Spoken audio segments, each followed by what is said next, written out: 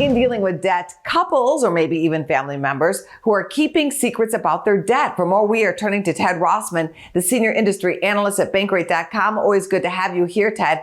How common is financial infidelity? It's surprisingly common. 42% of U.S. adults who are married or otherwise living with a romantic partner have kept or are keeping a financial secret from that person. The most common is secret spending. 30% have spent more than their partner would approve of. That's followed by things like secret debt, secret bank accounts, and secret credit cards. Is it getting better or is it getting worse? Unfortunately, it's getting worse. Over the past 3 years, financial infidelity has risen from 32% to 39% and now to 42%. A lot of this is being driven by young adults. About 2/3 of Gen Zers in live-in relationships are keeping financial secrets. It's more than half of millennials. It's only about 1 in 3 boomers and Gen Xers. I think young adults are driving this trend for a couple reasons. One is that a lot of 20 and 30-somethings have divorced parents, may remember when mom and dad split up, and as a result, keep some secret money on the side. Also, a lot of young people are getting married later these days. And when you've been on your own a while and you draw your own salary and you live independently, sometimes it's harder later on to mesh your money personality with someone else's. Why do people keep money secrets? The biggest explanation we got is that people want more privacy and independence within the relationship.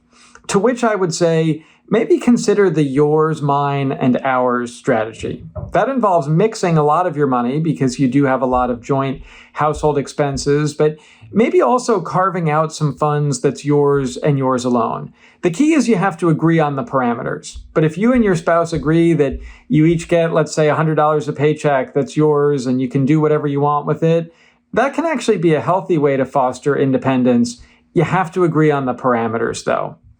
Besides privacy, some other things that came up were, well, first of all, the account just never came up. I think that's kind of lame. Like, hey, honey, my secret account, it just never came up. I don't like that one. I think we need to get better about communicating about money. Some of the other top answers for financial infidelity were things like people being embarrassed about the way they handle money and people not trusting their spouse with money. We need to get better about this communication, though. What do you suggest to avoid losing money or perhaps a relationship?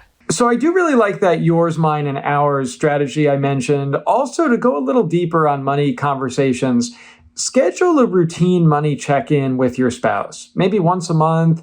You could even start small. Set a timer for 10 or 15 minutes so it doesn't drag on.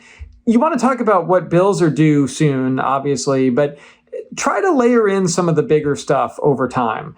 That would be your money values, your money goals. When you can get pulling in the same direction, that can be really impactful. So if you want to buy a house in the next few years, or get out of debt, or pay for your kids' college, or save more for retirement, whatever it is, when you and your spouse agree and start to use the budget as a way to get closer to what you want, as opposed to just feeling like you're denying yourself, that I think really gets the couple pulling in the same direction.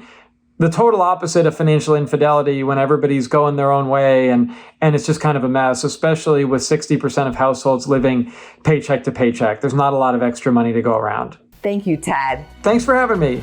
Go to businessfirstam.com for where to see our show on TV.